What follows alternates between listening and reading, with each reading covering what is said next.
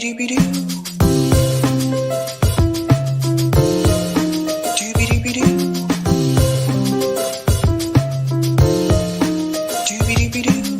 your host, Sabrina Salvati.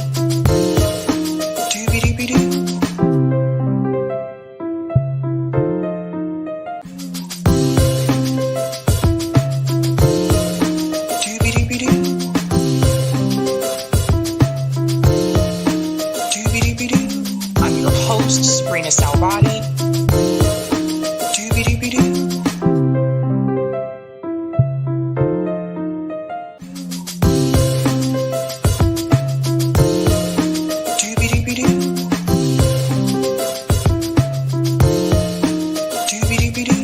I'm your host, Sabrina Salvati.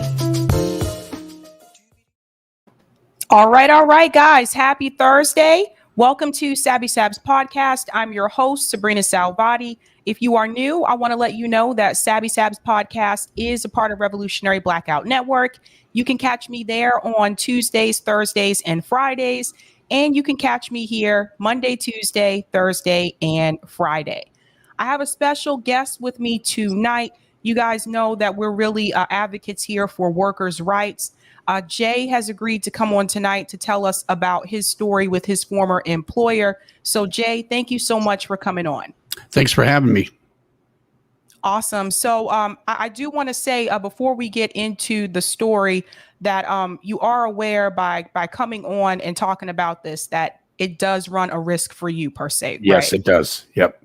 It's just, I don't know what else to do here because the way that situation is, the financial situation, I got to take the risk. I totally understand. All right. So, Jay, why don't we start off with you explaining to everyone what happened at your former employer? Well, in December, very late December, I was hired by a local business that runs a Culver's restaurant. It was just opening up. I was hired in as a head porter, which is you come in at 6 a.m,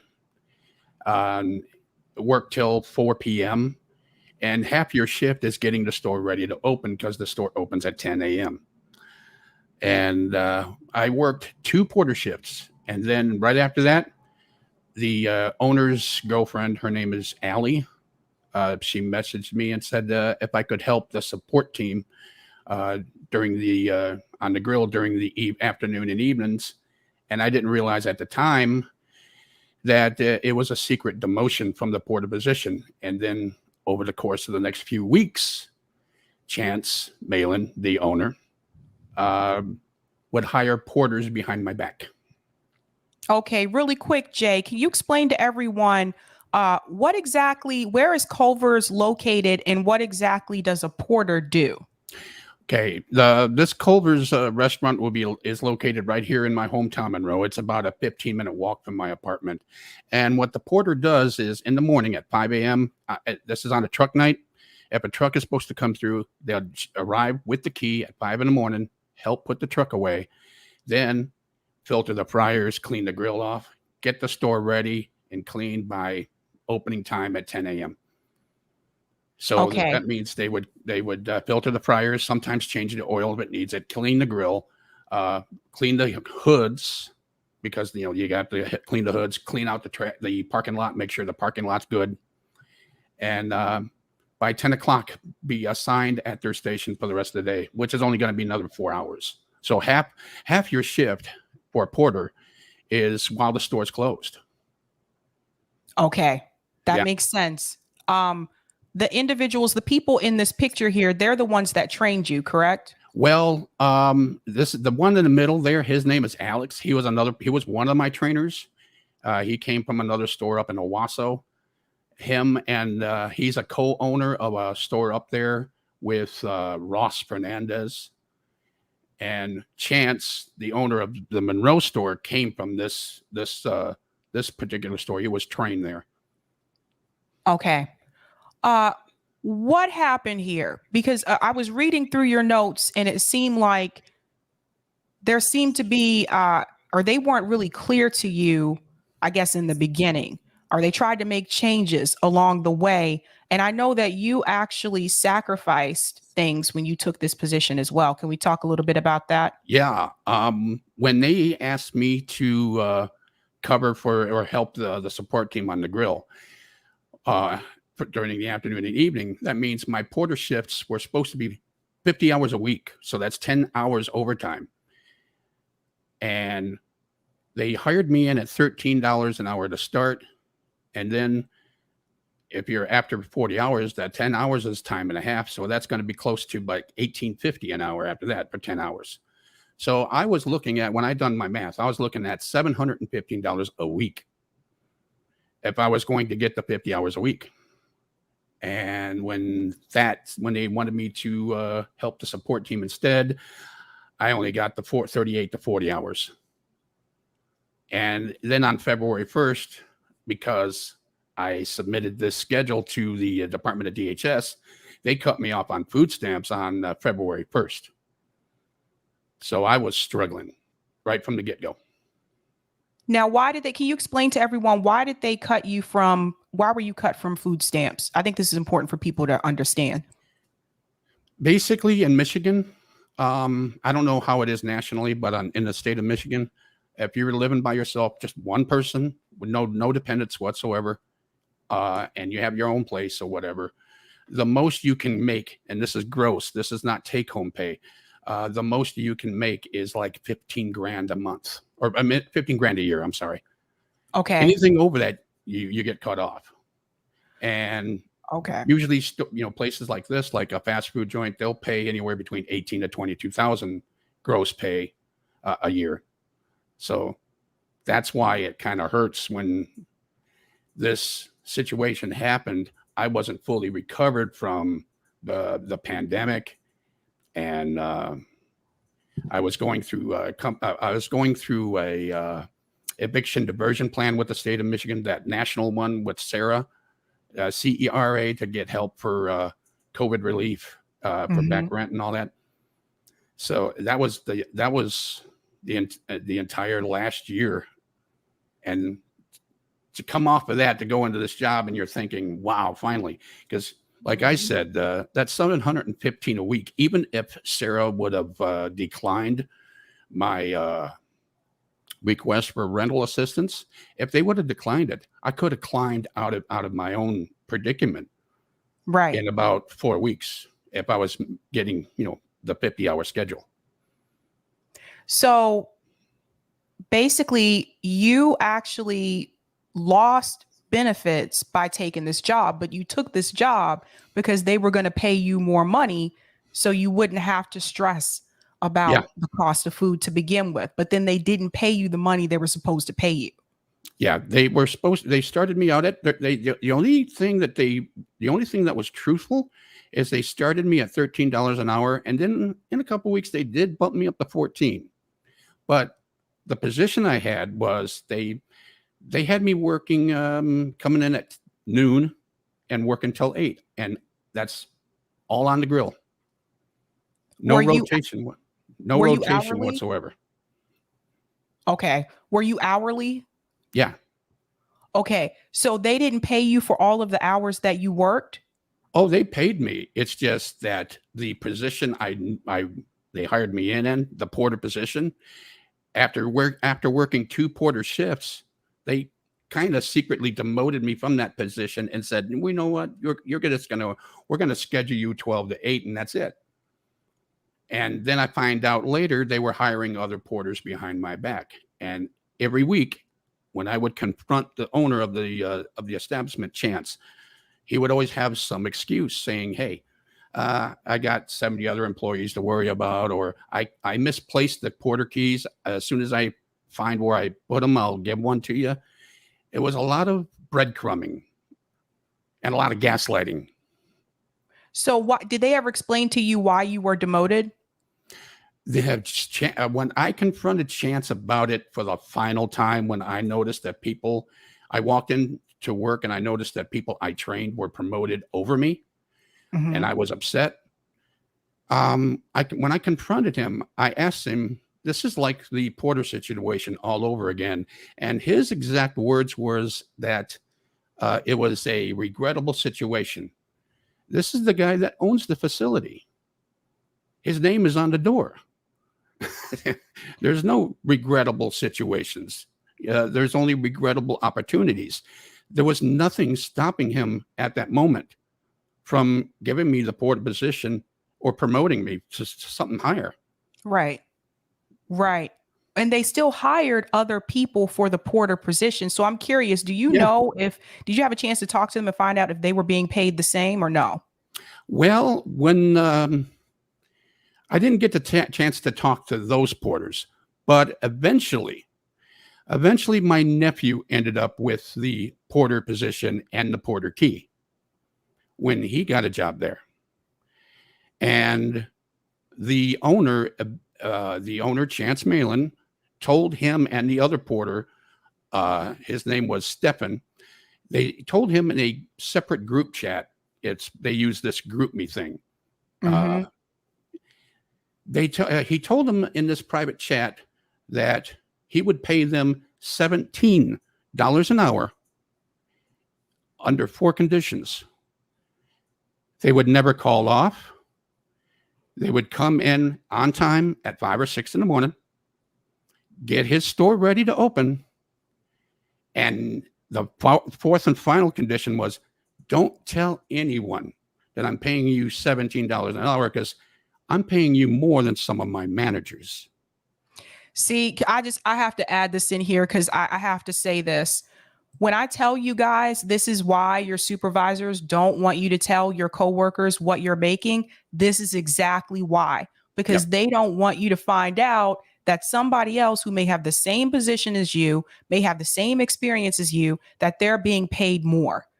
This doesn't make any sense to me. From what I understand, there was some type of discrimination going on as well. Can you talk about that? Well, I'm 48 and they hired me in as this porter. I am a 48-year-old type 2 diabetic, and I'm pretty much covered by the ADA.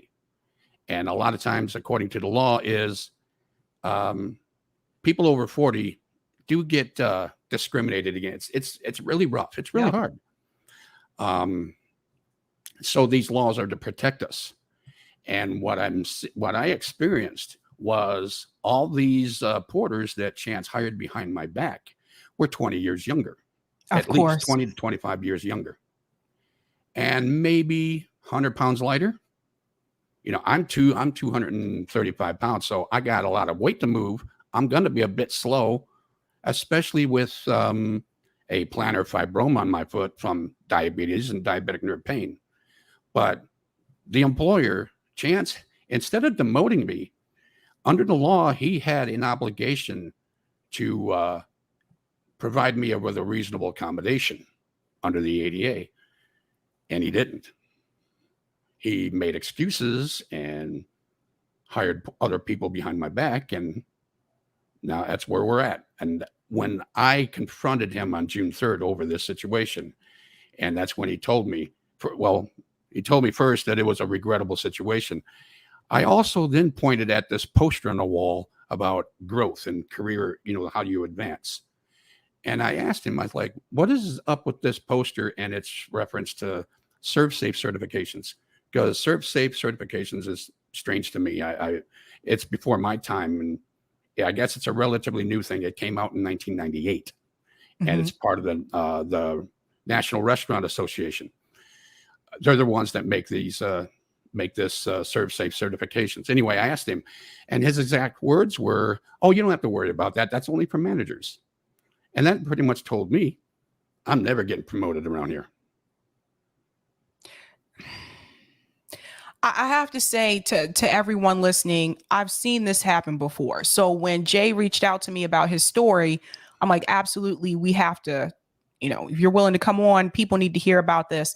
There was actually a case at Boston University. This happened years ago, where there was an employee there, similar situation to Jay, where they were able to prove that there was age discrimination that was going on. They were hiring people that were younger, and they were offering them more money at the same time reducing the hours of that employee. So they were able to prove that. It's not easy to prove age discrimination in court. I'm just going to go ahead and let you guys know that now. Oh, yeah. It is difficult to prove.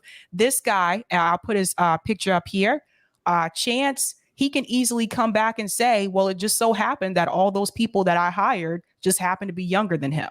It's very hard to prove that you are being discriminated against because of age in court.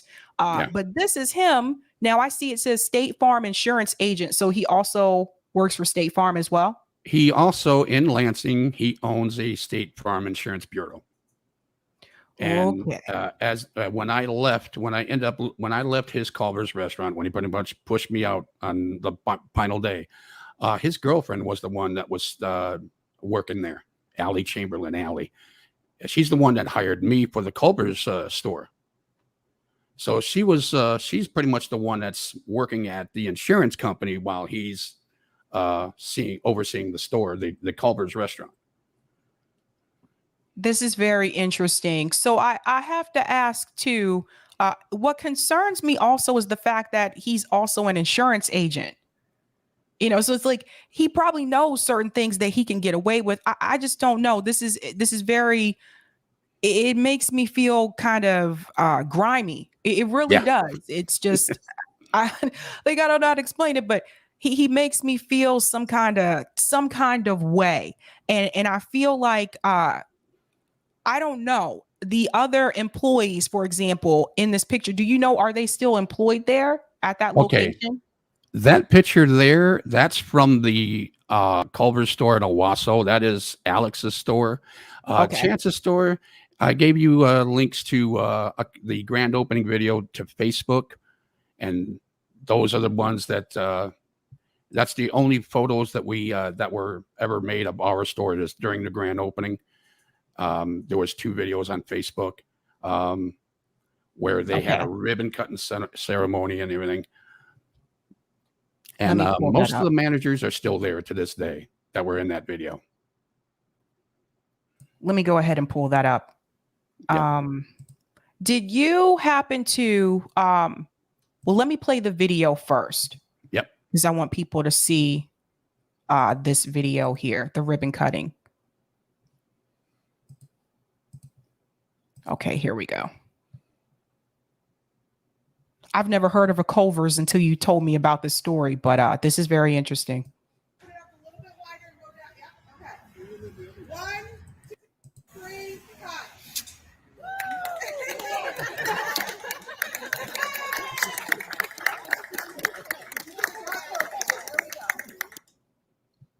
Okay. So this is, I'll play it one more time because it went by kind of fast. Yeah. 1, 2, 3, cut.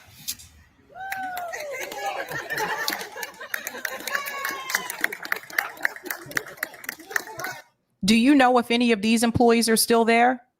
Only the one, the black lady on the left, Lakeisha, she's still there. Okay. And Chance is still there. Allie's still there. Technically, she's still technically the hiring manager there, even though she's working at the State Farm Agency. And then other people to the right of Chance are still there. Those are some of the managers. The guy on the far end there with holding the ribbon, that's Alex. And the person next to him in the background would be Ross. Those are the ones that are from the Owasso store. And they're the ones that trained me on the grill and everything. And yeah, when Chance gave me the head porter position and promised me it was the key and the security code and the whole 9 yards, Alex and Ross were like shaking my hand and saying congratulations on it. That's a really important. It's an important role in the company because I'm there first thing in the morning. I'm the first person there, and I got a race to get everything cleaned up. So what happened after they demoted you?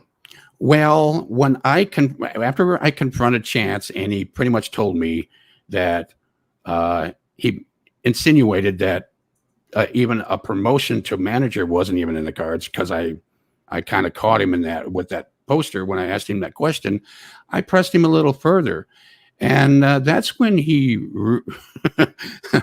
I'm never going to forget. I'll never forget it for the rest of my life. when I pressed him further, he changed gears and he started to argue my case for me by rattling off everything I do for him and everything I do for his store. Jay, man, you come in, you help Porter if somebody calls off, you sharpen the spatulas, you get this place going. You know everything in the kitchen. You can fix the can opener, and I'm like, wow, you're arguing my case for me. There's nothing stopping you from promoting me to assistant manager now. Then he would gaslight me and manipulate me, saying stuff like, I tell the managers to find 40 hours in the schedule just for you, and I've got 70 other employees to worry about. At one point, he threw in my face the situation where I was going to lose my apartment, and from a default judgment against me for eviction, and I couldn't pay the $960 I owed electronically because the leasing system blacked me out and disabled it while I was going through an eviction. So the only thing they would accept was a money order.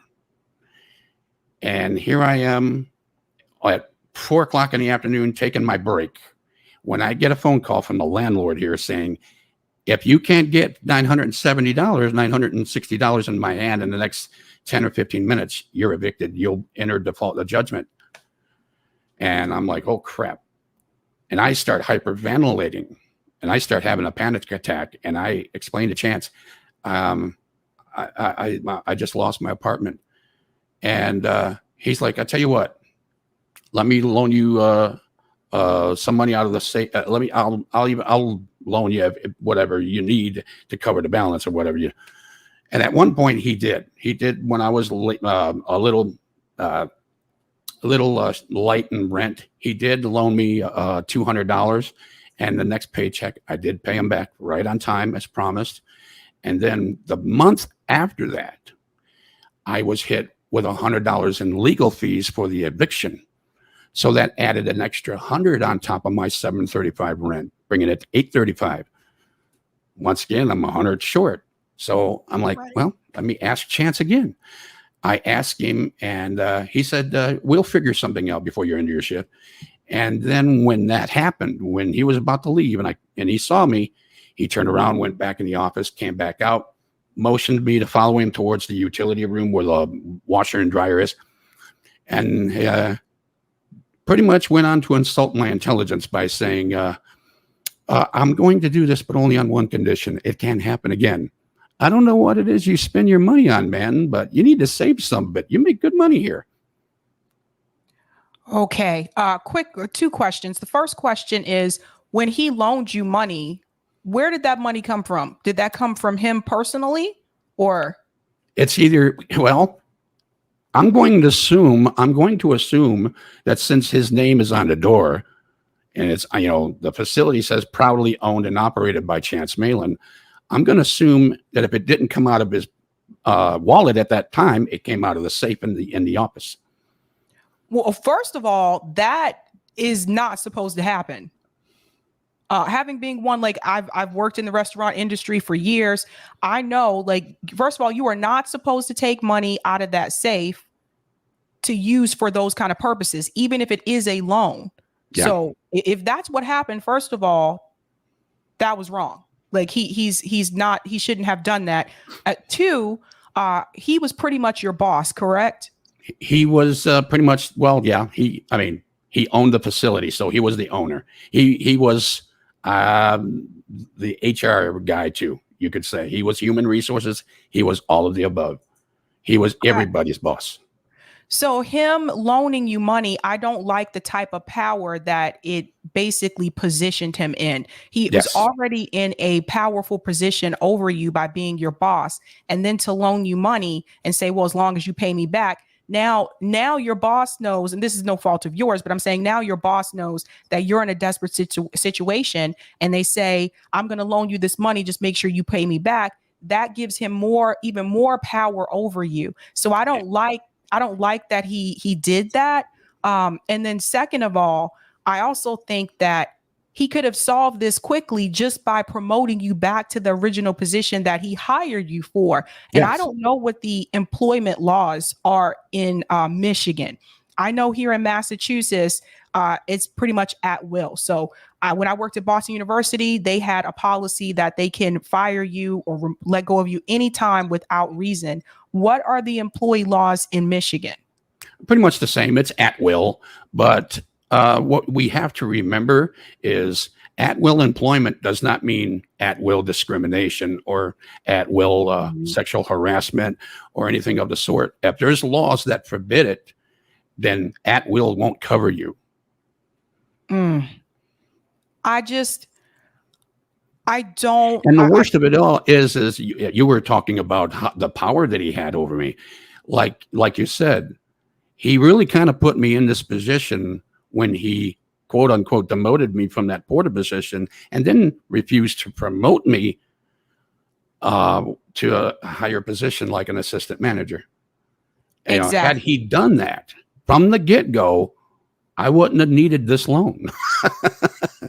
Exactly. He put you in this position. It's just, was there any type of sympathy there or any type of, did he try to even like empathize, I guess, with you, with your current situation? Because the reason why I asked that question is because as an employee, you shouldn't have to be faced with that scrutiny because you came forward about a personal situation, personal financial situation. A lot of times people don't want to tell their bosses about that, right? Like most people don't want to come forward. So it takes an amount of humility to come forward and tell your boss, listen, I'm in a bind here financially. And I just felt like it's almost like he took advantage of that, so to speak. But did he have any type of sympathy towards you in reference to your situation? I don't think so. I think that his sympathy was what I would call provisional. Basically, he didn't really want to help me at all. He didn't really care about helping me at all. But there were he had female managers in that store that he cared about their opinion. And here I am hyperventilating in their lobby and the optics are bad. So I think he was. Hold on one second, Jay. Yeah. I'm sorry, really quick. I got to take this. I think this is important. 1 second. Yep.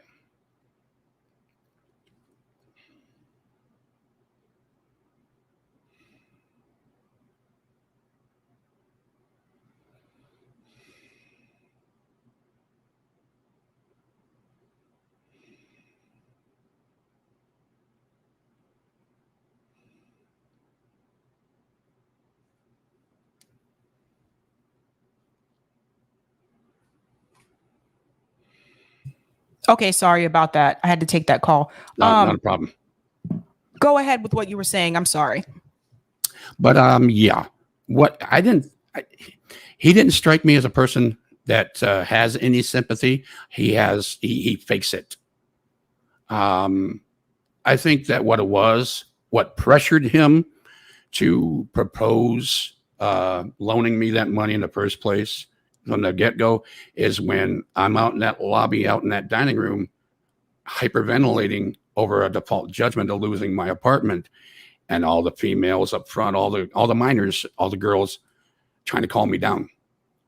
And I think that situation, that kind of pressure, it's like, hey, I'm looking like a bad guy here. I better, say something to save face. And that's why he said, I'll loan you the money or whatever. And then he said, don't tell anybody about this. So, well, of course, he doesn't want anybody to tell any, it's like when he told my nephew, Josh, hey, don't tell anybody I'm paying you $17 an hour for the job. I was only going to give your uncle 14. Wow. This is what do you know? Since this has taken place, since this situation happened, are you still there? And why or why not?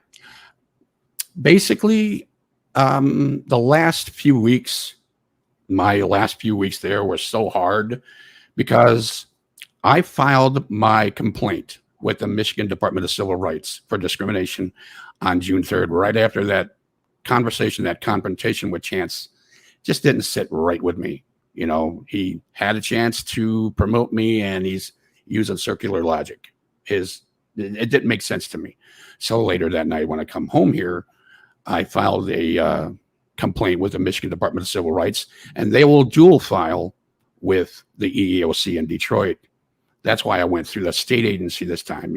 I'd rather, because the EEOC is a nightmare. I've been through them before. Yes. I don't want to go through that again. I've danced with them twice, never again. So I went with the state agency, and then this was June 3rd. And from June 3rd all the way up to July 29th, my final day, I'm trying my darndest just to, basically I was quiet quitting, I guess you could say. Keeping my head down and trying to tolerate the situation as much as I could. And some of the disparate treatment was still going on. I would get yelled at by a manager for doing something a 20-year-old just got done doing. Stuff like that was still driving me nuts. But the day before I left, the day before I walked out, there was an instance of disparate treatment between me and the general manager. Her name was Darian. One of the things that I would do is I would walk up to the middle counter. It's a position called middle, where the window is straight through the door and you can see right through the kitchen and into the dining room. There's a little ticket machine for when the orders come in. So I'm pulling them off and I set them up in order on the rack. And Darian yells at me saying, "Jason, I got middle. You've got things to dump over on your screen. Go back to fryers." I go over to my screen and I see nothing but fries. So I don't have to drop anything. And I bump it off. I just bump it off the screen. I turn around, and Tony, the person that was on grill, I can't remember his last name, so it's not relevant. He's putting a double deluxe in a 4x4 box. Darian's right behind him, congratulating him. I'm like, why did I get singled out? And he's getting, what is that? And it ruined my night. I was in a bad mood the entire night. And come 8 o'clock, when it was time for me to leave, around 8 o'clock, 8:15, I pull another assistant manager, his name is Elijah, into the office, and I tell him about this disparate treatment, and I let it slip. I was like, at this point, I don't care anymore what happens. So I told him, I was like, on June 3rd, I filed a complaint with the Michigan Department of Civil Rights. And he acted like he was very supportive, and his exact words were to me, "I can see why. I can understand why." And I think Chance thinks he can get away with it. That was Elijah's very words to me. And then he said, "I can talk to Chance to see where his head is regarding another promotion." And I said, "No, don't bother." Because, and my exact words to Elijah was, the only way I was getting the porter position or a promotion to assistant manager is if the EEOC makes Chance do it. That's it. They would have to either make him do it or settle. And I'm like, just keep this between me, you, and Darian, and let it go. Well, the very next day, I come in at noon, and by 1:15, the owner, Chance, he's being very toxic. This was my mother. This is June 29th. This would have been my mother's 81st birthday. So I'm depressed. I didn't want to be anywhere, let alone at work. And I come in at noon. The place opens at 10 a.m. And I come in at noon they have signed me to the bun station, and there's nothing downstairs. There's no lettuce. There's no extra lettuce. There's no extra tomatoes. Everything I need for the bun station, for the bun line, I'd have to go and get by myself. I'd have to go back and get it. Even the prep wasn't done. Here we are 2 hours into opening, and the store is not open ready. And Chance comes up to me and says, "I don't want you being late on buns." Well, an hour later, I'm late. I mean, my whole screen is red. I'm on this station by myself. And he comes up to me and says, "What I noticed you're doing, Jason, is you're only working one-handed." And I look at him like he's an idiot, because I'm going for surgery for the trigger fingers he pretty much caused by not rotating me off the grill. I'm having surgery. I'm like, I'm in pain. And he says, well, can we just put you on fryers? And I'm like, I'm still using this hand that's going to be injured. Okay, well, how about we just have you either dump buns or pick up fries? And I'm like, Chance, come on. What is this all of a sudden? And I asked him, I was like, it's as if you're suddenly saying I'm too slow to work for you. And I'll never forget what he said next. He said, that's exactly what I'm saying. I'm trying to run a business here. And then he caught himself and he's like, and I'm just trying to mentor you and help you. And I'm like, I started tuning him out. I'm like, where were you months ago when I needed, a boss like this, somebody to mentor me and, and whatnot? Where were you? And when I come back to earth, like 30 seconds later, I heard him say, or I'll just get somebody else. And I said, you do that. Took off my apron, put my coat on, took the hat off and walked out. And that was it. I only lasted an hour and 15 minutes into my shift. I was done. Yeah. You were basically sabotaged. Is basically in many ways. For those who are listening, if you ever have this type of experience where you're at work and you feel like you're being singled out, other people are not being held accountable. Yeah, they're setting you up to fail. You're being gaslit. They're trying to push you out.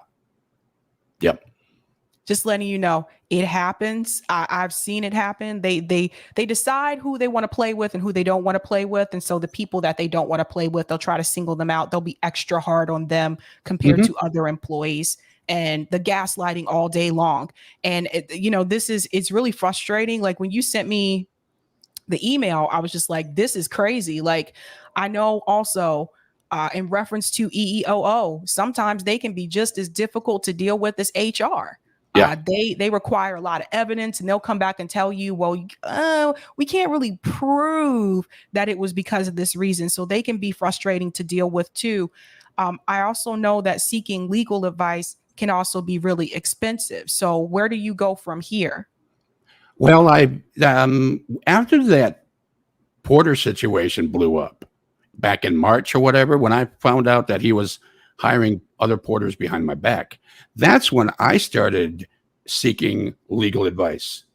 And I contacted Jeffrey Feiger Law. And after, let's see, I've got the envelope right here. They sent me back this on March 9th.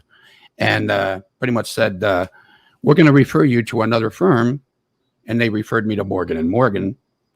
And from there, Morgan & Morgan, a guy by the intake coordinator there at that law firm, his name is Noah Ooms. We communicated for like 2 weeks, back and forth email.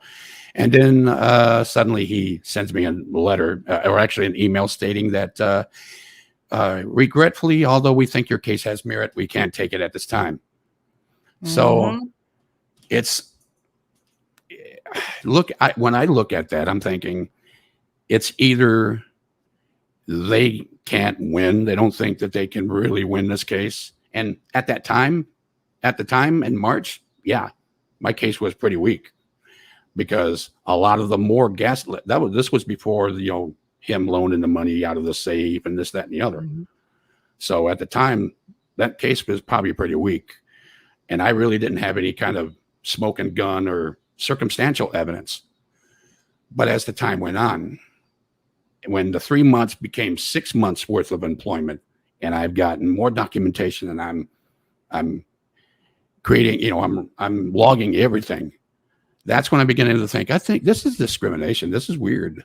I need to look into this. And that night when he pretty much at the same time, he reminded me of a freak with two heads where you argue for something and against something at the same time. That's when I was like, you know what? If you're willing to gaslight and manipulate me and stuff like that, blow smoke up my posterior, maybe I will invite the EEOC and let you talk to them, see if they will fall for your garbage, because I was done. I didn't want to, I had enough by that time. And that's when I filed that complaint. And that was on June 3rd. June 3rd was pretty much my 5th month anniversary. And as some of you might have known, when you ever dealing with EEOC and discrimination, stuff like that, you only get like 180 days to file a claim. And here I am at 170 days. I was right at the wire. I was like, if I'm going to do something about this, I better do it now. Yeah. Something I do want to tell people as well. HR backs management and management backs management, even when management is wrong. And it's even worse when the facility that you're working at is owned and operated by the HR guy. That's right. He's all three. That's right. So it's just, it's really unfortunate that this happened, Jay. One more question for you. Have you heard anything about your civil rights claim that you filed? Have you heard anything recently? Not yet. I filed it on June 3rd, but it's a state agency. I don't know how backlogged they are. I'm going to imagine they are because of COVID and stuff like that. So it could be, I don't know how long it would take. It could be months. This is terrible. Everyone that's watching, I hope you take this in. Some of you may be watching this and say, hey, some of these things sound similar to something I may be going through or something I experienced before at work. So Jay, I really do appreciate you coming on and telling your story. I know, it's a risk for you to come on, but thank you so much. Briefly, real quick, is there a way that you could share my GoFundMe? Because right now I need like 800 just to keep this apartment or I'm screwed. And I'm trying to find another job. I'm trying to recover from the surgery. And I dropped a link there in your private chat if you could. Yes. Eric, can you share that link? I think you just grabbed it. Okay. Let me put it in here.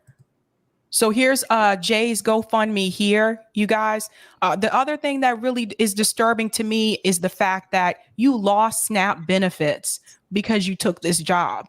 So for people who don't understand, like that's not something that's just easy to jump back on.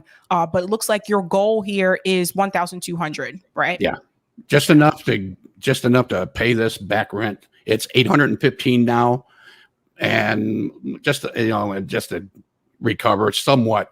That way I can get back to work because I don't want to sit around here. I have to. My hand is healed. It's healing now from the surgery, and that's another thing. This surgery didn't have to happen. Honestly, had he given me my porter position, I wouldn't have spent 37 and a half hours on that grill. I would have spent considerably less time. And that's what kind of caused the injuries requiring trigger finger surgery. And now it's still stiff. I got to go to therapy for it. One more question, Jay. Do you happen to have a Cash App as well? I don't have Cash App or anything, but I do have PayPal. Okay. What is your PayPal? Let me double check. I should be under my full name, Jason Sizemore. Yeah, some people don't like GoFundMe. Yeah, I don't blame. Well, it's because they charge. I don't blame them. But let's see.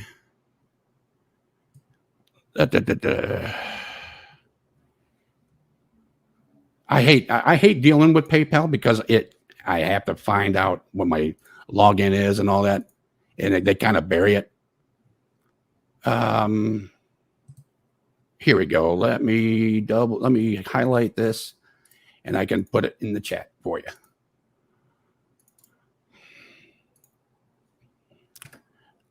Okay, I see it. Okay, there it is, Eric. I'll put that in the chat too, so people can see that here. So I'm adding in his PayPal as well, you guys. Definitely help Jay out if you can. Like we've been talking about housing insecurity. We've been talking about people being laid off. And I keep telling people, even though these job numbers, these record job creations or whatever, people are still struggling out there. But thank you so much for coming on and telling your story. And please stay in touch. Thank you. Thank you for having me on. Alrighty. Bye. Have a good one. Okay, guys. Very brave of Jay to come on and tell his story. It's not easy to come forward with that type of information. So kudos to him. Please help him out if you can. Those links are in the chat, you guys, so that he can pay his rent. Because this whole story, it's really unfortunate. And I know many people who've had similar stories, and that's why it's just, we got to highlight these stories. We got to highlight them. Really quick, I do want to give a shout out to people who are Sabby patrons before we get into tonight's other stories here. Thank you guys so much. Those of you who are Sabby patrons, all of your names are listed here. If you're interested in becoming a patron, I have 5 categories: members, Sabbies, Sabsters, Sabinators, and the ultimate. And their names are also scrolling across the bottom of the screen as well. And I want to give a quick little shout out here to a new Sabby patron. I call them newbies. Shout out to Mark Brand for becoming a new Sabby patron. Thank you so much, guys. I really appreciate your support. All right. What else are we talking about tonight? Let me go ahead and share my thumbnail here. We got some interesting stories. Sabby has a lot to say. Tonight, we are going to discuss Jimmy Dore and Nina Turner battle. Yikes, things are feisty on Twitter. I have so much to say about that, you guys, and I'm actually going to do a special call-in episode after this show tonight at 9:45. So I definitely want to get into that as well. I want to hear your thoughts about that as well. And I'm also going to discuss Bernie stalls on the Biden issue. Bernie Sanders coming out here, doing what he does best, not really willing to push back. And of course, worker tells all, that was just Jay. He was just here. So I got a couple of comments here. She's Black says, kudos to Joe for coming forward with this. It's not easy coming forward with this, knowing it's a possibility that you can lose your job. That's true. Shout out to Ilhanner. My father's boss used to tell him he loved it when his employees were in debt. It meant he had more leverage over his employees. That's right, 100%. I know people that have been in those situations before, and they tell their supervisor, thinking that, just wanting to be honest with them so they know exactly what's going on and why things are the way that they are. And some people will take advantage of it. Blue Moon Red Wine is in the house. Yes, I love this guy. Thank you for having him on. Shout out to Gamer says, take care, Jay, and thanks, Sab, for having him on. And a kid says, thanks, Sabby, for bringing the guest. It's not often we hear from a direct person. That is true. And thank you to Jay, because he reached out to me to tell me about his story. Let's get into the story about Bernie Sanders. Now, he had an interview recently. I want to give a shout out to our buddy Case Study QB here, friend of the show. He captured 2 clips that I want to discuss. Now, the first one I'm going to go into here is about Bernie Sanders' response in reference to us not getting everything that we should have received in that Inflation Reduction Act. As it is no surprise, here is Bernie Sanders continuing to make up excuses, the same kind of excuses that corporate Dems are making as well. And I want to show this because I want to prove a point. So let's go ahead and get into this clip here. Again, kudos to Case Study QB for clipping this. For joining us. I know you previously called this a, quote, incredibly tepid bill. You said you were disappointed by its scope and said it goes, and I'm quoting once again, it goes nowhere near far enough. So why did you ultimately vote for this bill? Because the pluses outweigh the negatives. Wolf, in the real world, our people in this country are hurting. Half of the people are living paycheck to paycheck. We pay the highest prices in the world for health care. We got 18 million families spending 50% of their limited incomes on housing. We have people who cannot afford childcare or pre-K. We have a home health care crisis in this country with people who are elderly or disabled are forced into nursing homes because they don't have the home health care that they need. We have millions of seniors who don't have any teeth in their mouth. They can't afford hearing aids. They can't afford eyeglasses. In other words, the working families of this country, the senior citizens, the children. We have the highest rate of childhood poverty of almost any major country. And what my understanding of what politics and government is about is to address the needs of ordinary people, not just big money interests. So the bottom line is this bill that we brought forth on Sunday had zero Republican support. We couldn't find one Republican who was for. Let's just pause there for a second. All of those things that Bernie Sanders just mentioned, yes, those are things that people need in this country. Those items need to be fixed. How did this bill fix all of that? I'll wait. How did this bill fix the child poverty situation?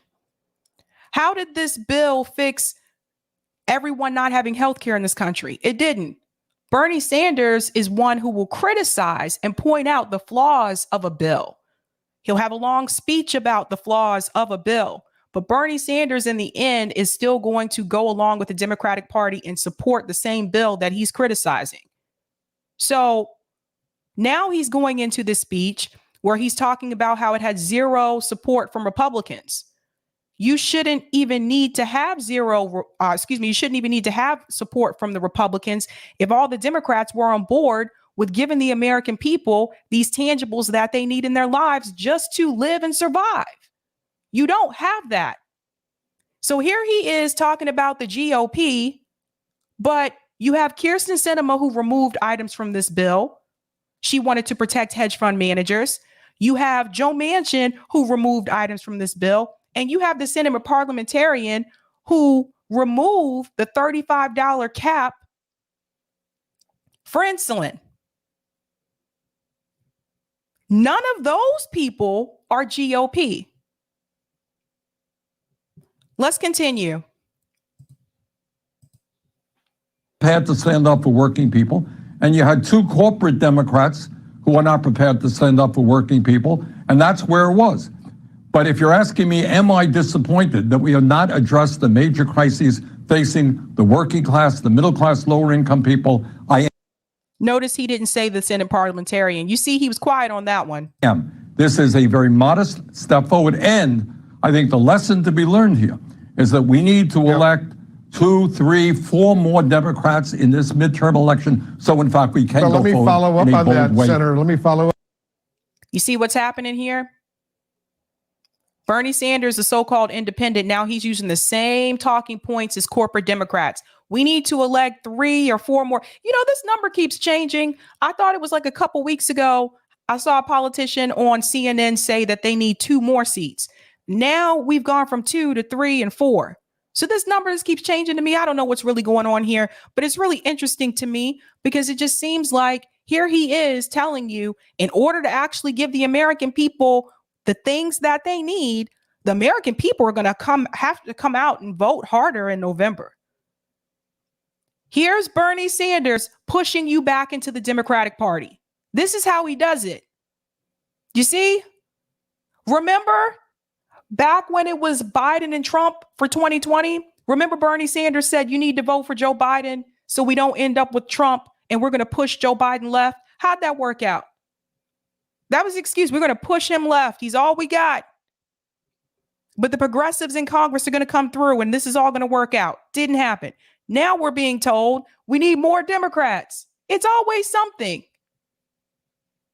But there is no accountability. And this is something I said to Rokana when he was on this show. There is no accountability for the Democrats who are there, who are choosing to remove items from the bills that would actually help the American people. Joe Manchin and Kyrsten Sinema are not being removed from any committee assignments. When I asked Ro Khanna that question, why they are not being held accountable, all I got was a lot of fluff.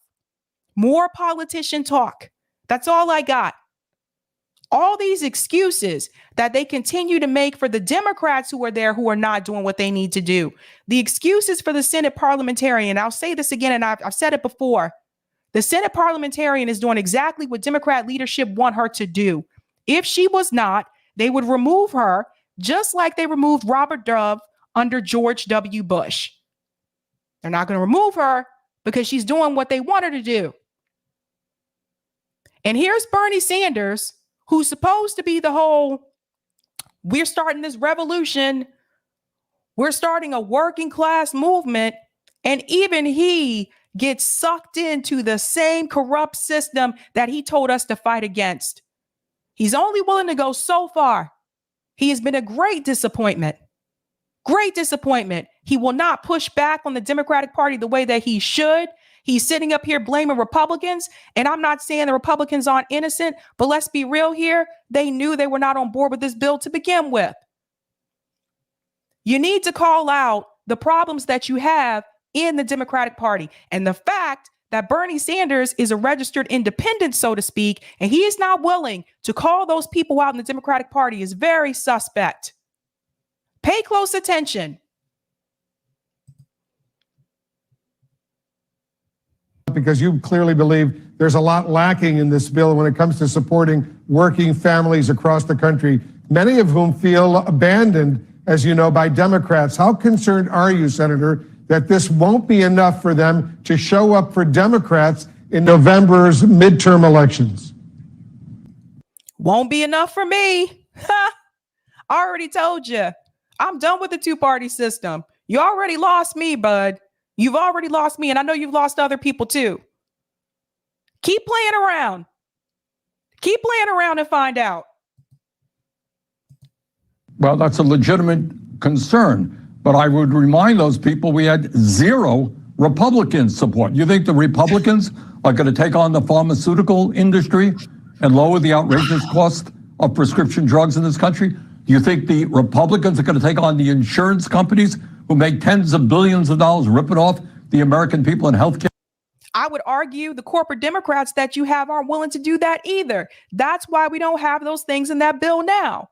If you think it's just the Republicans who are against giving the American people universal health care, that are against giving the American people free daycare for kids? No, you have corporate Democrats. Come on, somebody pick up the phone and call Henry Cuellar if he agrees with this. I bet you he'll tell you he don't.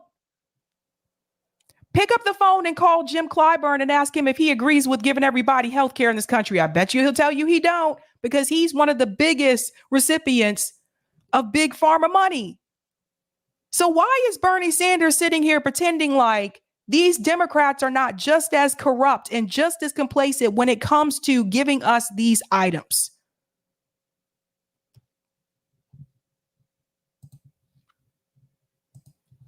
Yeah, every single year. Do you think the Republicans even understand the existential threat of climate change or the needs of our children? They don't. So the answer is, did the Democrats do enough? No. Do we need to elect more Democrats to do the right thing? Absolutely. But if you think the Republicans are going to do it, I think you are very mistaken. He had the nerve to bring up climate when that bill actually gives money to fossil fuel companies and gives public land to fossil fuel companies. He just told you there himself, the Democrats are not doing enough, but he still wants you to come out and support them again anyway. This is the problem. I don't understand how people can still support the system. I really don't. I really don't. Keep coming out and kissing our ass, and then maybe we'll give you something. Meanwhile, they're making 6 figures. They're living in comfortable homes. They have good health care. They have good dental care. What do we have? It's a mess. I'm going to go to some of these comments, and then I'm going to go to that second clip from Case Study QB, which I think is even more revealing. Leroy says, rotating villain electoralism. Exactly.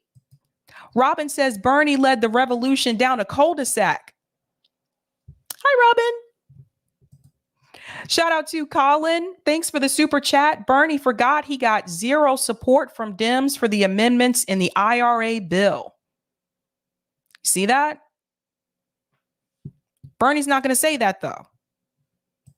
Thank you for the super chat, AJF. I'm getting dim vibe from Nina Turner's Identity, political attack on J. Dore. Very disappointed, Nina. That's a very, very Democrat thing to do right out of Hillary's playbook. Oh, we're going to get into that tonight, AJF. We are going to get into that. So yes. Now, I do want to show you this second clip here from Case Study QB. Also, Bernie Sanders again can't answer a simple question. And he's not the only one. Others aren't answering this question either. But how are you going to tell people that they need to fight? How are you going to tell people you leading a movement, you're leading a revolution, and you can't answer this one simple question? If you are afraid of the Democratic Party, you're not ready to lead any type of movement or revolution. If you can't stand up to the very party that is oppressing working class and poor people in this country, you are not ready to have any type of revolution, period. Let's get that out of the way. Now, let's go into this clip here from Case Study. Listen to this. Do you want to see President Biden, the senator, run for a second term? Well, what I want to see right now is that the Congress of the United States, working with President Biden next year, develop an agenda that says to working families and the elderly and the kids, we understand your pain and that we have the guts to take on the big money interest at a time when we have more income and wealth inequality than any other major country on earth. You know, Wolf, you've heard me say this again, and I think recent events point this out. This country is moving toward an oligarchic form of society where you got three people on top who own more wealth than the bottom half of American society. You got three Wall Street firms that have control assets of over $20 trillion. That's the GDP of the United States. Unbelievable wealth and power at the top, while the middle class is in decline and lower income people are really suffering. We need to work right now, next year, with President Biden on an agenda that addresses those issues. Well, let me rephrase the question. Do you want to see him run for re-election? Look, right now, my concern is electing more Democrats in this midterm election so we can finally address the needs of working families. That's where my mind is right now. Weak. Let's tackle this. Do you want to see President Biden, the senator, run for a second term? That's a yes or no question. I told you guys when I do interviews, I try not to ask yes or no questions, but that was a easy answer there. You say yes or no. That's it. Just do that thing.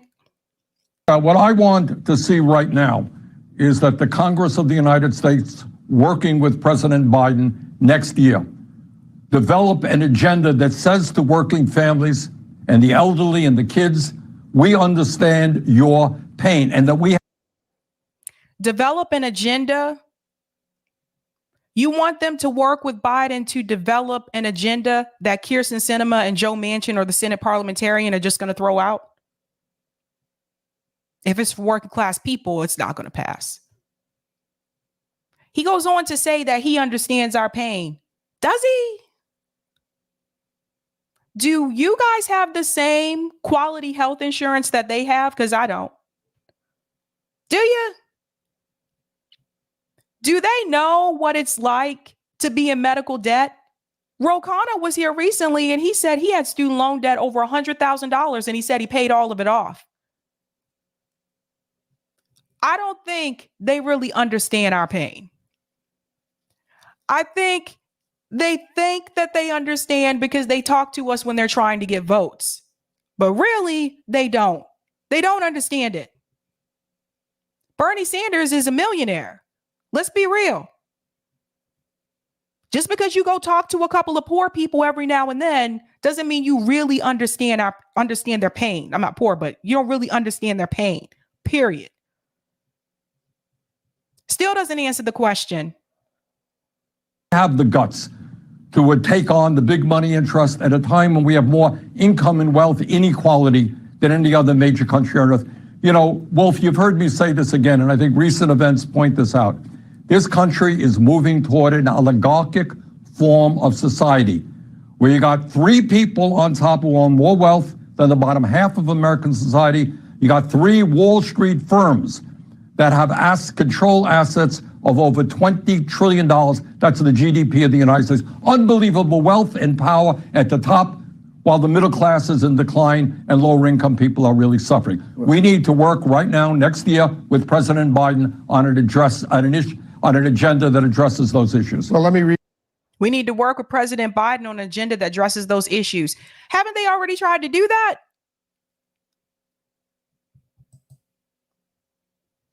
Phrase the question, do you want to see him run for re-election? Look, right now, my concern is electing more Democrats in this midterm election so we can finally address the needs of working families. That's where my mind is right now.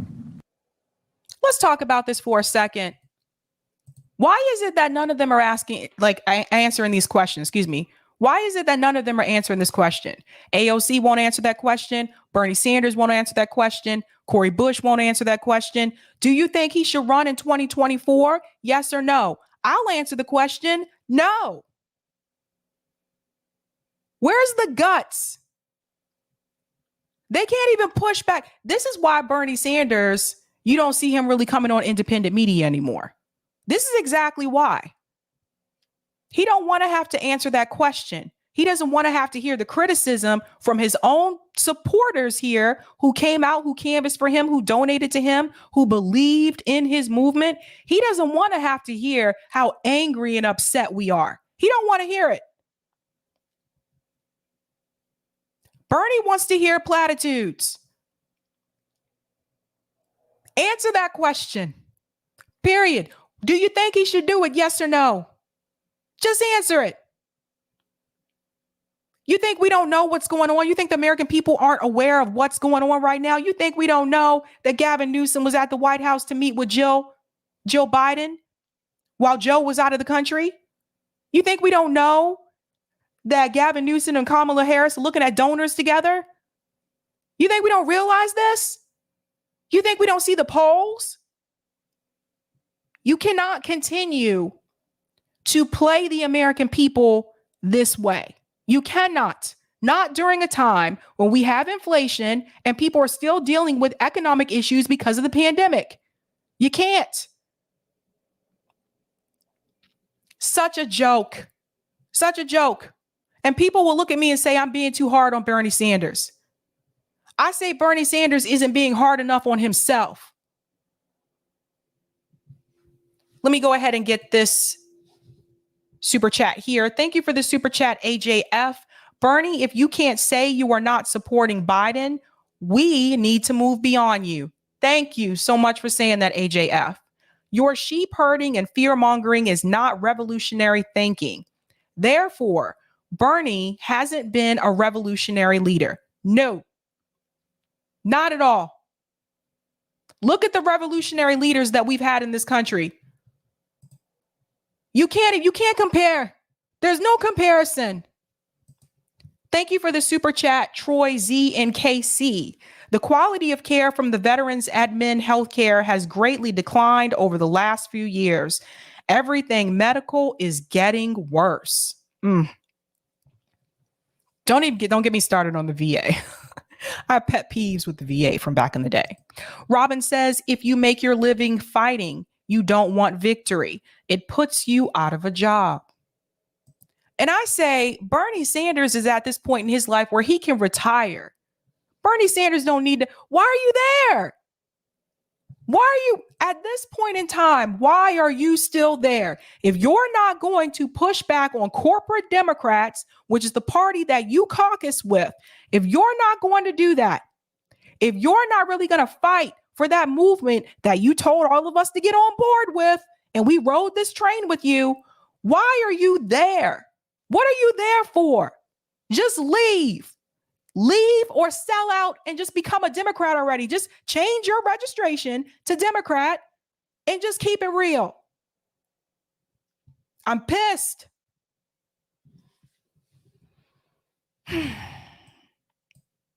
Okay. Now that was that. But anyone still defending Bernie Sanders at this point, what the hell is wrong with you?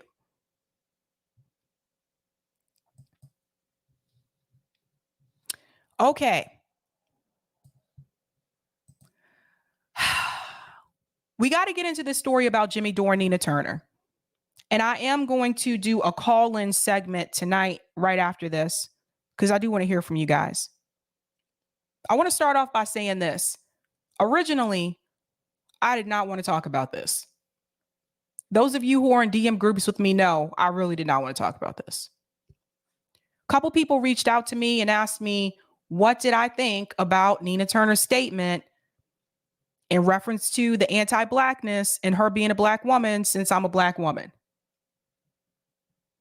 And then I thought, there aren't many black women in this space, so it may look kind of bad if I don't talk about it, you know?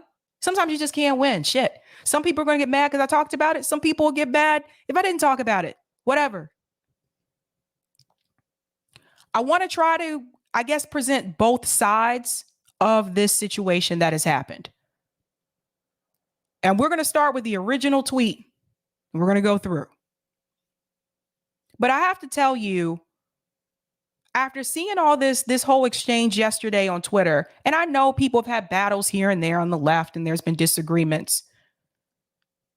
This time, I don't know, it made me feel kind of sad. This time it was different. I don't know why. I think maybe as I talk about it, I'll understand why it made me feel that way.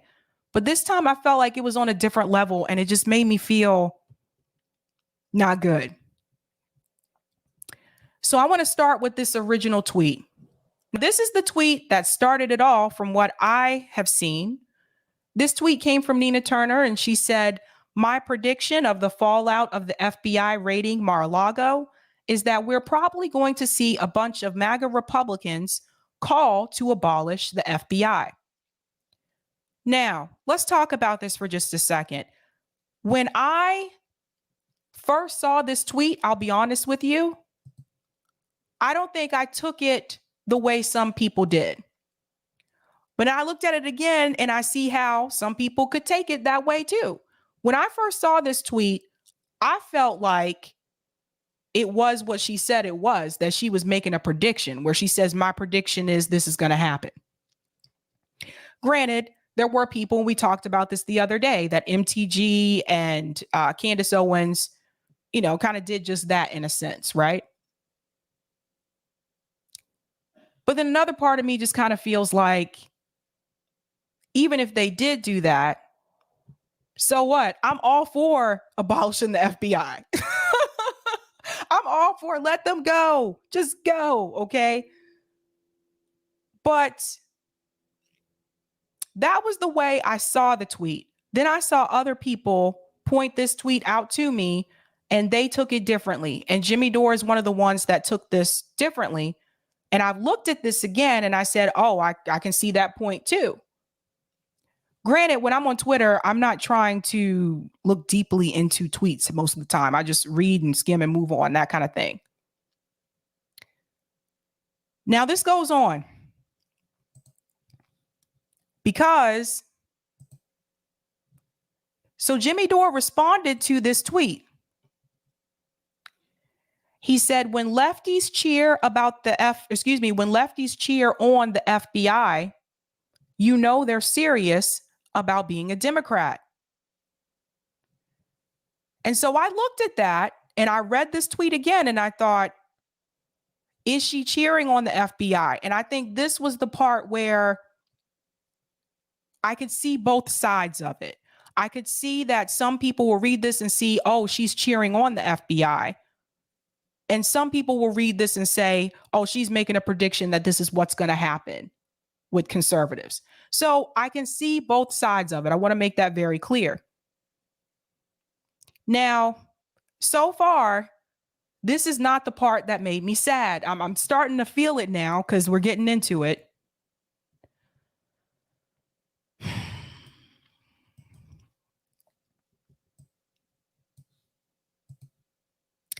Nina Turner responded to Jimmy Dore's tweet here.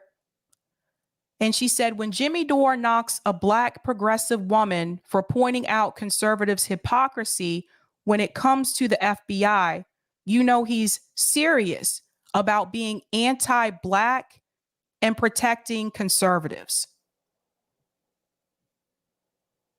And now I feel it again. This is the part I think that makes me feel sad. And I'm going to tell you why. It's not even the part about protecting conservatives. It's the part about being anti-Black.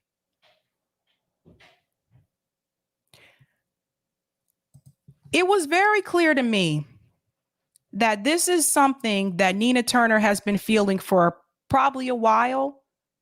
And it came out kind of like word vomit in this response to Jimmy Dore. Here's the problem. If you look at Jimmy Dore's tweet, when leftists cheer on the FBI, you know they're serious about being a Democrat. If you go back and you look at Nina Turner's original tweet, when she says her prediction is these are what MAGA Republicans are going to do, there's nothing in either one of those tweets that has anything to do with race. So it made me sad.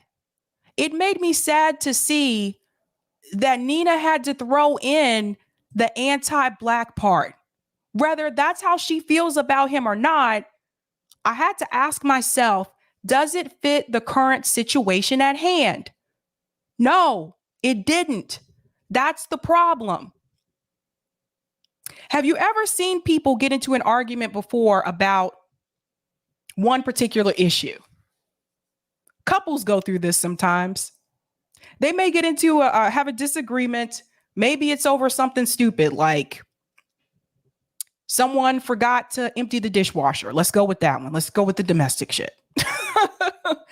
And the next thing you know, during that argument, it quickly goes from you forgot to empty the dishwasher to I think you're an asshole. I don't like you. You do this, this, and this. Now, all of a sudden, there's all these other elements that have been thrown into the argument that really had nothing to do with the situation at hand, which was emptying the dishwasher.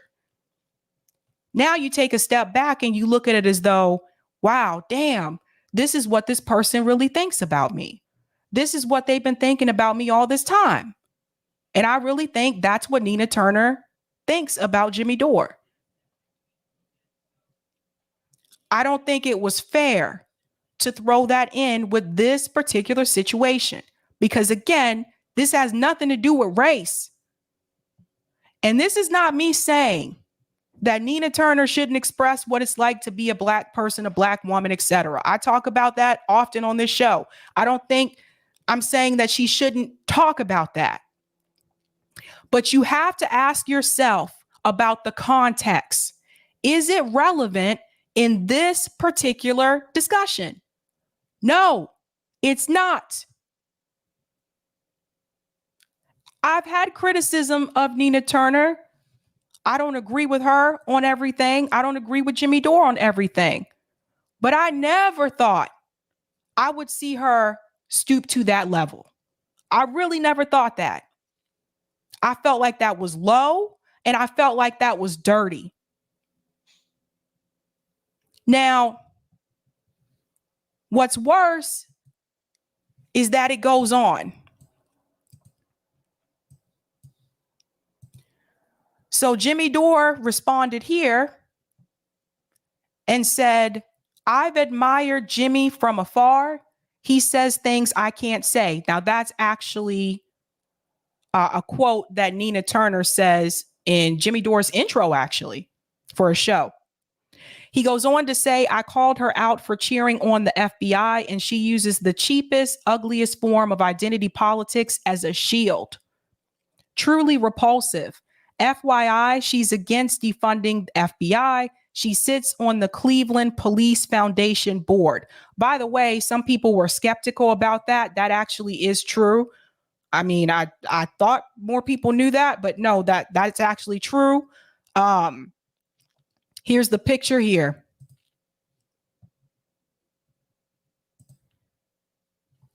Cleveland Police Foundation. So that's true. But I just felt like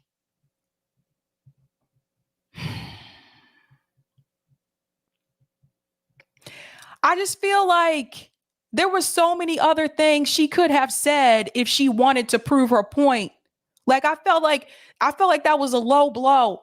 Like I said, even if that's the way that she feels about him, I don't understand what that had to do with the discussion at hand. And then it kind of made people, some people looking at me some kind of way, which is when I start getting those DMs. You're a black woman. What do you think about this? So now I hope that everybody who sees this doesn't assume that this is how all of us feel, because this is not how I feel. I've never met in person. I've never met Nina Turner or Jimmy Dore, but I do know Jimmy Dore. He's been on this show. I've been on his show. I have had conversations with him. I only saw Nina Turner once on a stream. It was at Jen Perlman's birthday thingy. I didn't know Nina Turner was even coming to that. She came on for a little bit. I didn't really get a chance to talk to her. I don't really know her like that. But I can tell you that what I have seen and what I know from Jimmy Dore, I don't think Jimmy Dore is anti-black. I don't think Jimmy Dore is racist. And I really don't like when people do that. I don't like it.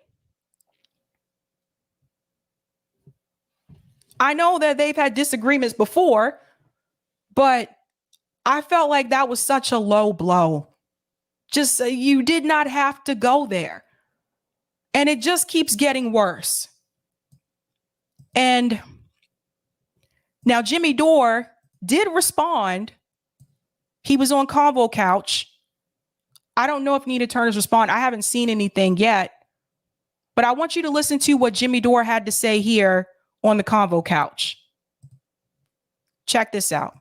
It was very disappointing to see her. You can disagree with my criticism, but you got to call someone a racist because they criticized you, and that just shows you that I hit a nerve. She knows she's a Democrat, and this is all first of all, that tweet of hers calling out their right wing's hypocrisy about the FBI.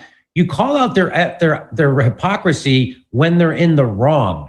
You don't call out their hypocrisy when they're in the right. You welcome them over to the correct side. If they now start to come on board for Medicare for all, are you going to then flip them off and call them assholes because they used to say they were against it? That's not how this is supposed to work. So now that it's happened to the Republicans or the MAGA, the Trump supporters, now they get it. They're like, oh, the FBI is corrupt. So you should welcome them. You shouldn't then keep flipping them off and shitting on them. And that's all the Democrats have. And that's what Nina Turner is. She's a Democrat. That's what her future is. That's what this is about. Her career in the Democratic Party. This is about her career. This isn't about any principle, because if it was about a principle, she would be welcoming those people who are criticizing the FBI instead of flipping them off and then doing the cheapest bullshit, hiding behind identity politics.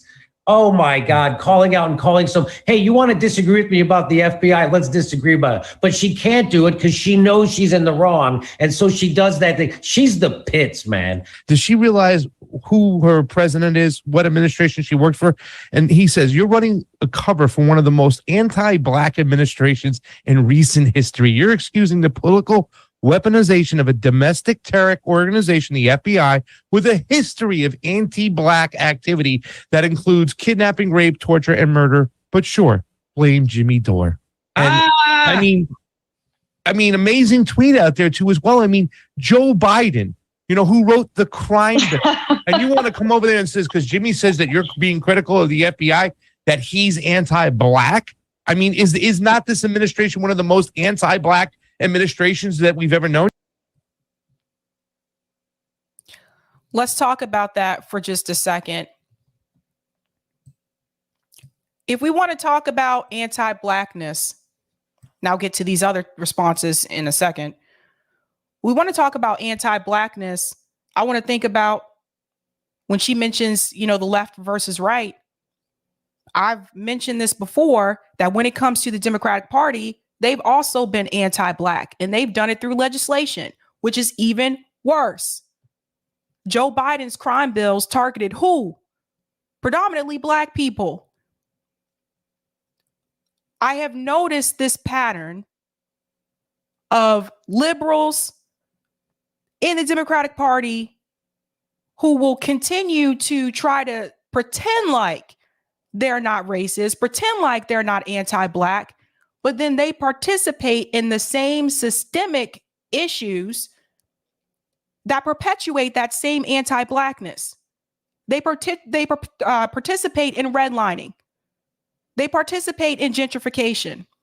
They participate in housing segregation, even in these deep blue areas.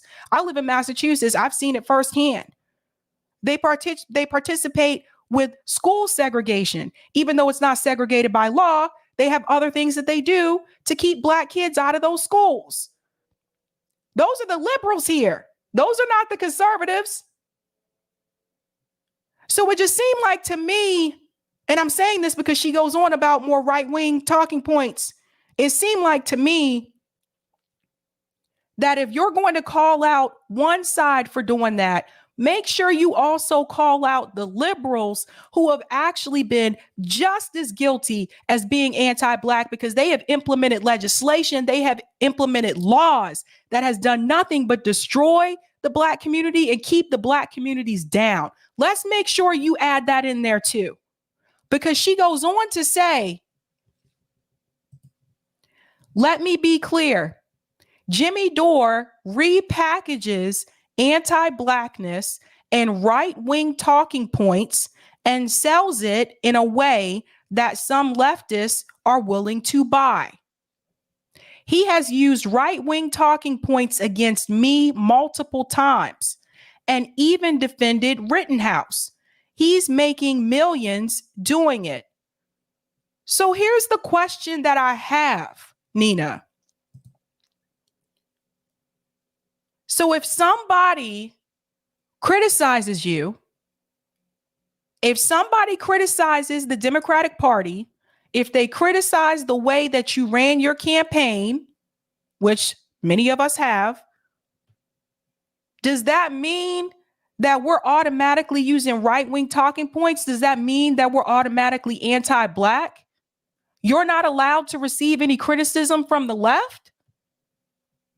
No, I call bullshit. That's not okay. Why is it a right-wing talking point because someone is criticizing you?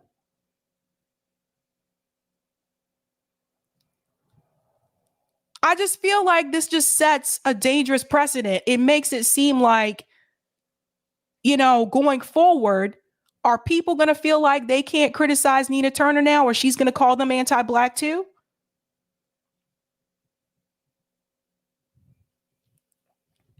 What do we do? What do we do here? Okay, she says he even defended Rittenhouse. What does that have to do with, first of all, I wouldn't necessarily say he defended. I saw that video and it looked like to me it was a lot of video footage that, what's his name? Orf made, which were a lot of things I actually didn't know about until I watched that video. But I wouldn't necessarily say he defended him per se. But what?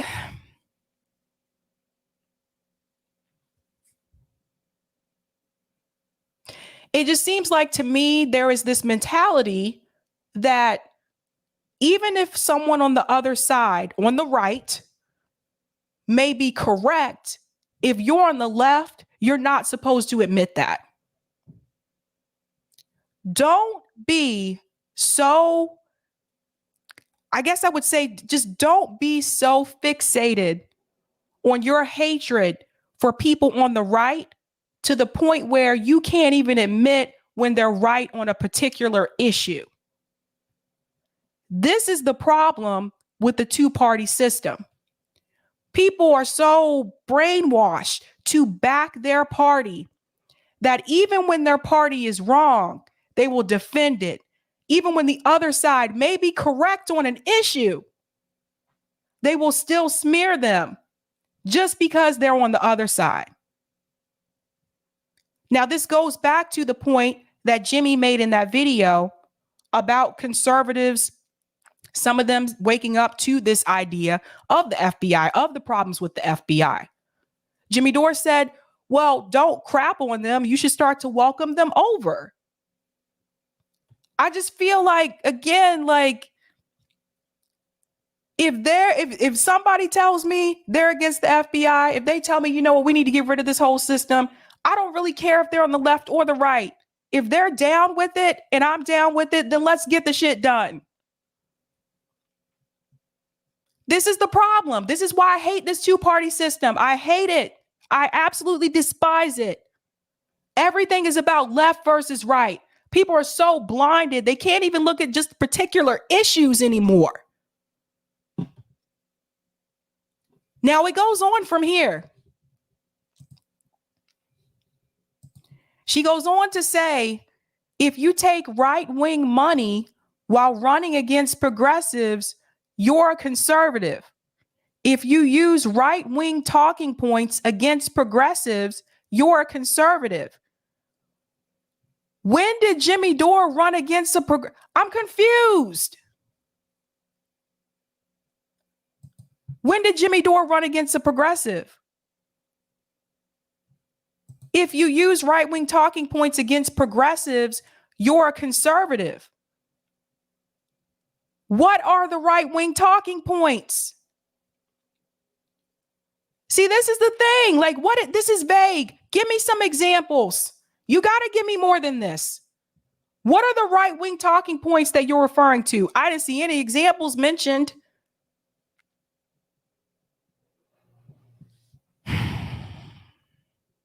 It goes on. If someone on the left is telling you that Marjorie Taylor Greene and Lauren Boebert are potential allies to the left, you're witnessing a grifter that is doing nothing but putting marginalized communities in danger.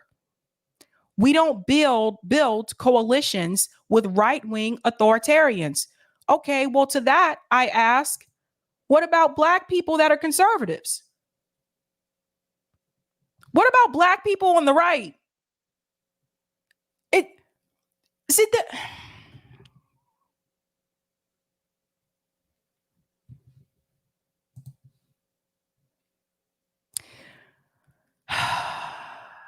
This is the problem with the left-right divide, putting marginalized communities in danger.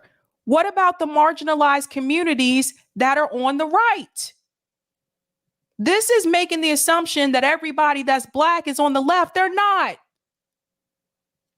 And Black people are leaving the Democratic Party, not joining it. I can't with this. So it makes me really sad. It makes me really sad because at the end of the day, all this back and forth, and we haven't accomplished anything. Not one damn thing. This is going back to 2016 when Bernie first ran. What have we accomplished? What have we won? What have we done on the left besides a couple of progressives winning their races and going into DC and siding with corporate Democrats when it comes to legislation? What have we accomplished on the left? It's been what, 6 years? Nothing is getting done. Nothing. I'm so pissed. I'm livid. I was just at a housing project here in Boston. People are having their freaking ceiling separating from the damn wall. More people are still being evicted. Tent communities are growing. People still don't have health insurance. People still don't have dental insurance. But what we got right now, what we got here, we got someone who sat up there and ran twice in a row, and the Democratic Party screwed her twice in a fucking row. And here she is sitting up here still pointing fingers at the right instead of pointing fingers at your own damn party that has continued to screw you over multiple times. We've won nothing. Nothing. I'm embarrassed. It's embarrassing. I gotta be honest here. It pisses me off. I get so tired. Sometimes I get tired of this. Constantly telling people we need to support these policies. Constantly telling people you need to come on over to the left because we really agree on the issues. And I'm telling people that. And then they don't want to even be involved. You know why? Because they see shit like that. Because they said the left is too divided. Because they said you got people like Nina Turner and Jimmy Dore yelling at each other back and forth on Twitter. They want no part of it.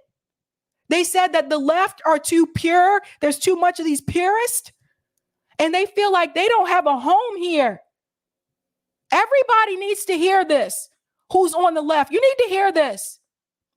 Sometimes on this side, we can come across really kind of condescending to people who are not there yet, people who are not on the left.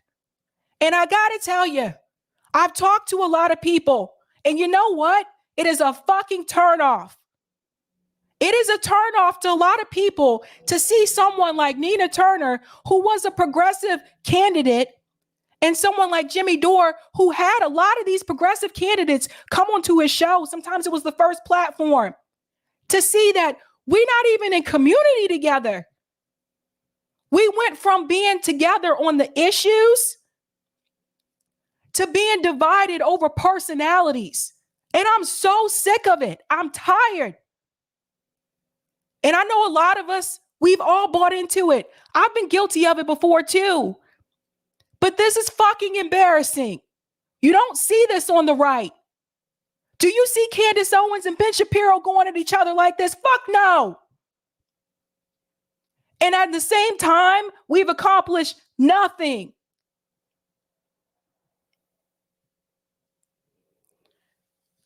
So what I hope that you can take away from this discussion tonight is that I wish people pay just as much attention to the people getting kicked out of their damn apartments, to the people sleeping on the damn streets because the tent communities are growing.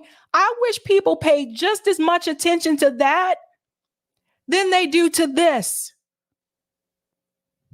And they don't. And I know, I see the numbers, you guys. I see the numbers on my videos. Whenever I talk about those issues, those videos always get less views. So the algorithm works with what you're clicking on. What are we going to do? Where do we go from here? Are we forever for the next couple of years going to continue arguing with people back and forth on Twitter? Are we going to build an actual community and get shit done?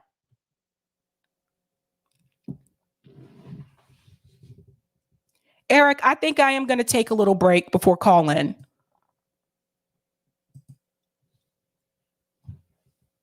I'm so tired. I'm tired.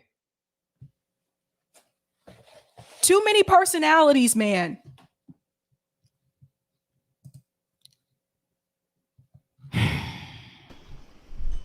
I think you'll just need to read the super chats. I'm going to take a quick break before we go into the call-in because I want to get your thoughts about this, but I'm so angry. I'm so angry. Eric laid out a whole list of 11 demands, and the video obviously gets less views. More people care about this shit. Nothing is getting done.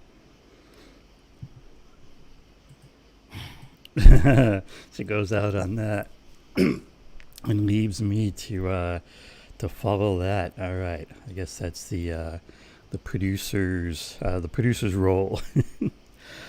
Yeah, but no, of course, I definitely agree with Sabby and her fire. And one of the things I put in the middle of that, I think Sabby's picked a side in this fight too. But of course, it's the whole thing. It's the duopoly operating as as intended. Jeremy, thanks. Yes, we're doing the thing. But what we do have to talk about now are some of these super chats before sing us a song, Eric. There we go. Sing us a song. No, you don't want to hear me sing. That's Sabby singing.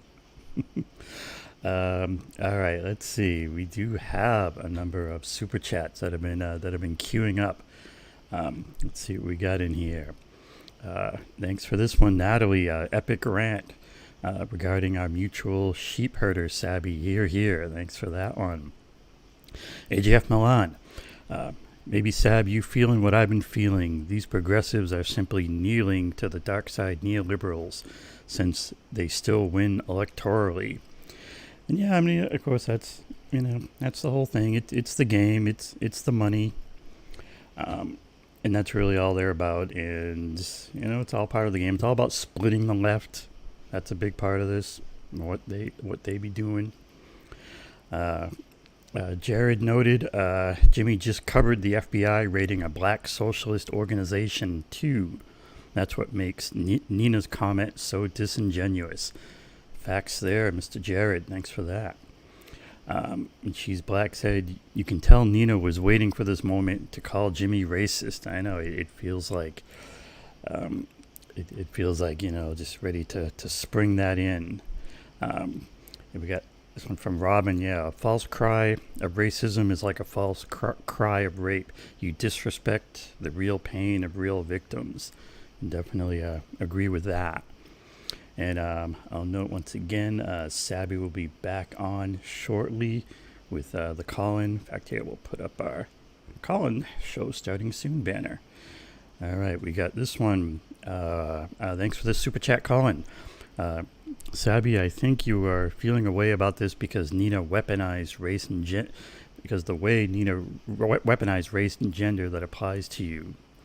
She weaponized it in a way that applies to you, and it disgusts you because you are principled. Damn straight Colin. This one from Angela was a good comment. Ad hominem attacks that are outright false on their face is a classic tactic to deflect when one has no real argument against their critics. Yep, definitely agree with that one. In a real weaponization of race, I think, is what Nina's up to here. But Democrats have no shame. Thanks for this super chat, Stephen Morrell. Nina Turner is not only a Democrat, but she's also a TYT troll. Close your eyes and you'd know all these smears she made against JD are Uyghurs. Thanks for that one. And thanks very much for this super sticker from Stephen R. Very generous. Thank you for that.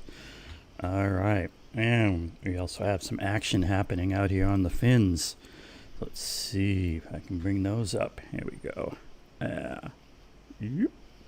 All right. This one from Roger Meadows. He says, this is why we need no political parties. The protection racket that goes on with these politicians. Yeah, I think that's a good word for it. A good framing. A protection racket.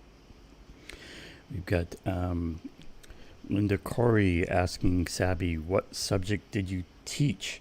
I think in reference to Sabby's experience in education. And I believe Sabrina was academic advisor is what I've heard her say as far as what she was up to in the education system. Thanks for this. Tipped comment on Rockfin from Jim Garrison saying, tell it Sabby. Thank you, Jim. We've got, all right, and from Roger, we also have, damn, that last message was regarding Bernie, but I guess it can apply here too. Sabby, you watched Lord of the Rings a few thousand times when Gandalf went to see that king who was under the influence of Sauron's minion, who was an advisor to him. Remember when Gandalf came in there and said something like, wake up, your people need you, and the guy came alive. That king is Bernie, who will be Gandalf. Sabrina, it's you. Yeah. And one more tipped comment on the Rockfins from JVB. Hang in there, Sabby, we need you. Thanks for that tipped comment on the Rockfins, JVB. All right, so we're going to have the call-in segment coming up soon where our Sabby Sabs is going to talk more about this subject. Yeah, so I put the call-in link in the chat. It's pinned to the top of the chat. So I'm going to go ahead and head off, and we're going to talk about that now. I want to hear from you guys and hear how you feel about all this. There was one more thing. We had... there we go. I saw this go by on the YouTubes. Troy and KC, been a member for 10 months. Shout out to Troy in the house. And he said the VA was late getting my blood pressure pills to me, and I have 4th stage kidney disease due to unchecked high blood pressure. That's part of their game too, is they make the VA work poorly so that people will go against government-run healthcare. It's part of the game. All right. All right. I just started the call-in room. So all right, carry on. See ya. All right, guys. Seriously, we got to get something done. Like, I'm tired. I'm so sick of the personalities. I'm fucking done. I'm done with that shit. All right. I started the call-in room. That's already open. Click on that link. It's pinned to the top of the live chat. Guys, try to have a good night. And again, seriously, as we always say, keep up the fight.